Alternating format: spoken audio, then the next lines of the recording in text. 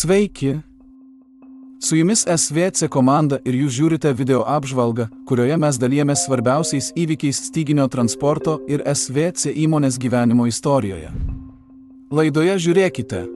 Naujas tikslinis projektas Nepale. SVC kuratorius Nigerijoje apie žalių sprendimų svarbą.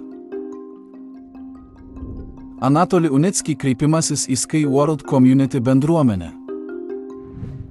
Negaiškime laiko ir einam prie pirmo įvykio.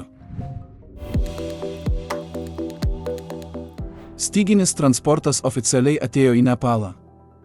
Įmonė iš Dubajaus Discovery DMCC, atstovaujanti įmonių grupiai UST, oficialiai pasirašė susitarimą dėl Nepalo Koši provincijoje, Biratnagar mieste keleivinės linijos projektavimo ir įrengimo pradžios.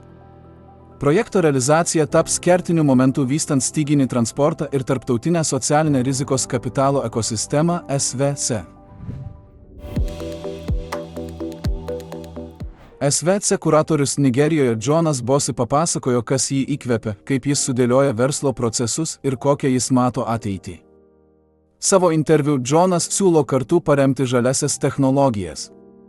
Jo manymu tvarios transporto technologijos, tokios kaip UST dominuos mobilumo rinkoje, o biohumusas jų tėra užims lyderio pozicijas trąšų rinkoje.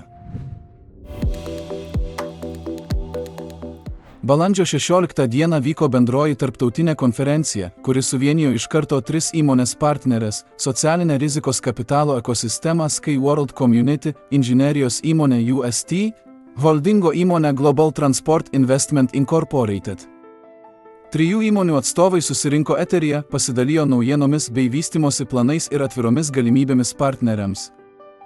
Kalbą parengė ir Anatoli Unicki.